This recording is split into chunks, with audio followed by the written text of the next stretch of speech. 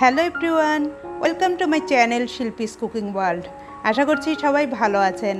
আজ আমি গুঁড়া দুধ দিয়ে পারফেক্ট কালোজাম মিষ্টি তৈরি করে আপনাদের দেখাবো। যেহেতু আজ আমি গুঁড়া দুধ দিয়ে মিষ্টিটা তৈরি করব, তাই ছানা তৈরির ঝামেলা ছাড়াই খুব সহজভাবে এবং অল্প সময়ে এই কালোজাম মিষ্টি তৈরি করে দেখাবো। আশা করছি রেসিপিটি সবার খুব ভালো লাগবে। রেসিপিটি ভালো লাগলে আমার চ্যানেলটি সাবস্ক্রাইব করে পাশে থাকা বেল আইকনটি ক্লিক করবেন। চলুন তাহলে রেসিপিটি দেখে নিই। কালোজাম মিষ্টি তৈরি করতে এখানে একটি মিক্সিং বোলে নিচ্ছি 1 কাপ গুঁড়া দুধ। আমি ডিপ্লোমার গুঁড়া দুধটা নিয়েছি। আপনারা যে কোনো ব্র্যান্ডের গুঁড়া দুধ দিয়ে এই মিষ্টিটা তৈরি করতে পারবেন, তবে অবশ্যই সেটা ফুল ক্রিম গুঁড়া দুধ হতে হবে। সেই সাথে নিচ্ছি 1/4 কাপ ময়দা, নিচ্ছি 1/2 চা চামচ বেকিং পাউডার। বেকিং পাউডারটাই ইউজ করতে হবে, বেকিং সোডাটা ইউজ করা যাবে না। আর বেকিং পাউডারের পরিমাণটা বেশি হলে মিষ্টিটা ভালো হবে না। মেল্টেড ঘি নিচ্ছি 2 চা চামচ।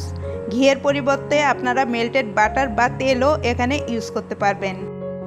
এখন শুকনো উপকরণগুলোর সাথে ঘিটা ভালোভাবে মিক্স করে নেব, যাতে কোথাও ঘিটা দলা বেঁধে না থাকে। আমি কিভাবে কাজটা করছি তা আপনারা স্ক্রিনে দেখেই বুঝতে পারছেন।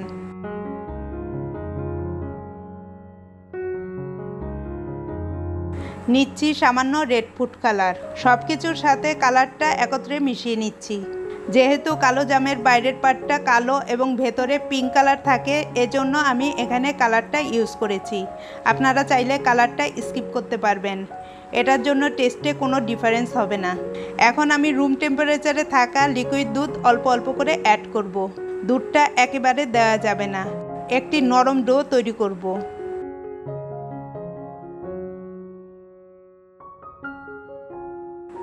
ডোটা আমার হয়ে গেছে।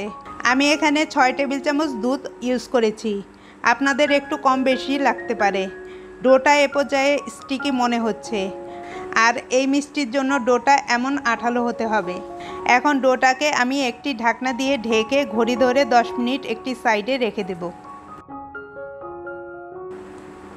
10 মিনিট পর আমি হাতটা পরিষ্কার করে একটু ঘি মেখে নিয়েছি। এখন এই ডো থেকে একটু ডো হাতে নিয়ে প্রথমে একটু চেপে চেপে তারপর একটু গোল করে কালো জামের শেপ দিচ্ছি। আপনারা গোল শেপ করেও মিষ্টিগুলো তৈরি করতে পারবেন। মিষ্টিগুলো যেন মসৃণ হয় এবং এগুলোতে কোনো ফাটল বা ক্র্যাক না থাকে, এটা খেয়াল রাখতে হবে।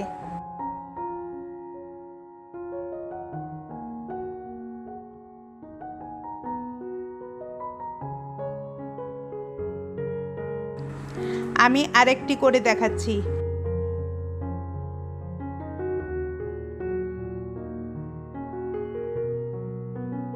এভাবে আমি সবগুলো মিষ্টি তৈরি করে নেব। আমি সবগুলো মিষ্টি তৈরি করে নিয়েছি।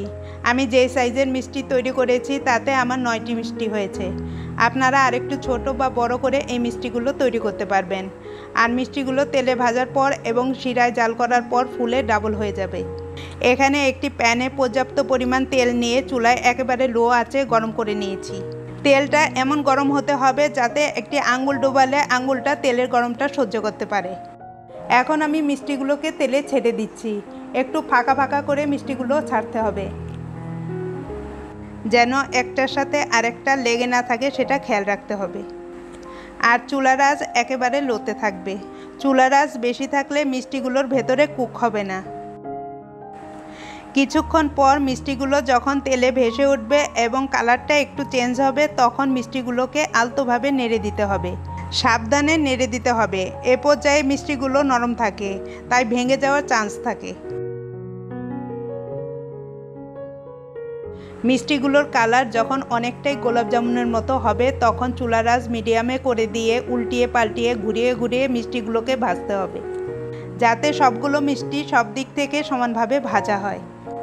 আমি আরেকটু কালারটা ডার্ক করে ভেজে নেব। খুব বেশি কালচে করা যাবে না, তাহলে মিষ্টিগুলোর টেস্ট নষ্ট হয়ে যাবে। এমনিতেই মিষ্টিগুলো শিরায় জাল করলে কালারটা আরও ডার্ক হয়ে যাবে। যখন মিষ্টিগুলো দেখতে কফি কালারের মতো হবে, তখন বুঝতে হবে যে মিষ্টিগুলো ভাজা হয়ে গেছে।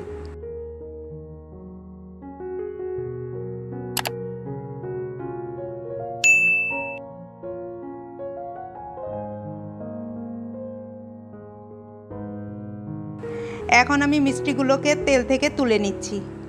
তেল থেকে তুলে মিষ্টিগুলোকে আমি একটু ঠান্ডা করে নেব।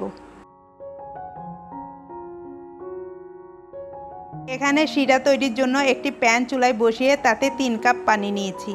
সেই সাথে নিচ্ছি 2 কাপের একটু কম চিনি। আমি এখানে 1.25 কাপ চিনি নিয়েছি। কালোজাম মিষ্টির শিরাটা পাতলা হবে। শিরাটা ঘন হলে মিষ্টির ভেতরে শিরা ভালোভাবে ঢুকবে না। এখন আমি চিনিটাকে মিডিয়াম আঁচে জাল করে শিরা তৈরি করে নেব। চিনিটা গলে গিয়ে শিরাটায় বলক এসে পড়েছে। এ পর্যায়ে আমি মিষ্টিগুলোকে শিরায় ছেড়ে দিচ্ছি। গরম মিষ্টি গরম শিরায় ছাড়া যাবে না, এতে করে মিষ্টিগুলোর উপরের স্কিনটা কুঁচকে যাবে। কালোজাম মিষ্টি তৈরির জন্য শিরাটা থাকবে ফুটন্ত গরম এবং মিষ্টিগুলো থাকবে কুসুম গরম।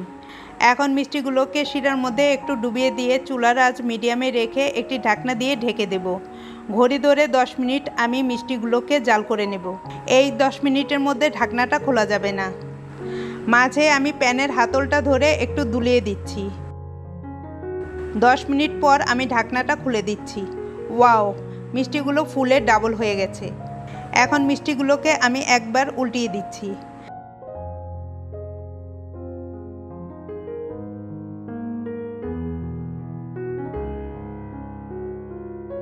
তারপর চুলাটা বন্ধ করে ঢাকনা দিয়ে ঢেকে চুলা থেকে নামিয়ে আমি মিষ্টিগুলোকে এই শিরার মধ্যেই রেখে দেব পুরোপুরি ঠান্ডা হওয়া পর্যন্ত। এখন মিষ্টিগুলো পুরোপুরি ঠান্ডা হয়ে গেছে। মিষ্টিগুলোকে শিরা থেকে আমি তুলে নিচ্ছি।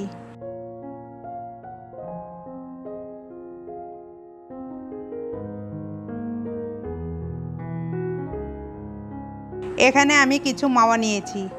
এখন এই মাওয়ার মধ্যে আমি একটি একটি করে মিষ্টি গড়িয়ে নিচ্ছি। আপনাদের কাছে মাওয়া না থাকলে আপনারা গুঁড়া দুধের মধ্যেও মিষ্টিগুলো গড়িয়ে নিতে পারবেন। আর এই মাওয়াটা আমার ঘরে তৈরি।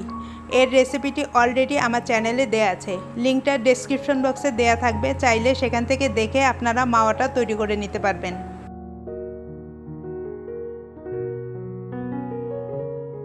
খুব সহজেই তৈরি হয়ে গেল আমার খুবই মজার গুঁড়া দুধের কালোজাম মিষ্টি। এই মিষ্টিটার টেস্ট মিষ্টির দোকানের কালোজাম মিষ্টির চেয়ে কোনো অংশে কম নয়। একটি কালোজাম আমি কেটে দেখাচ্ছি। দেখুন মিষ্টিটা কত সফট হয়েছে এবং ভেতরটা কত রসালো হয়েছে। আমি চেষ্টা করেছি পারফেক্ট কালোজাম মিষ্টির রেসিপিটি সহজভাবে আপনাদের সামনে উপস্থাপন করতে। আপনারা যদি আমার রেসিপিটি হুবহু ফলো করে এই মিষ্টি তৈরি করেন তাহলে আপনাদের কালোজাম মিষ্টিও পারফেক্ট হবে। রেসিপিটি ভালো লাগলে লাইক, শেয়ার ও কমেন্ট করে সাথেই থাকবেন। আজ এ পর্যন্তই। ভালো থাকবেন এবং সবাইকে ভালো রাখবেন। বাই।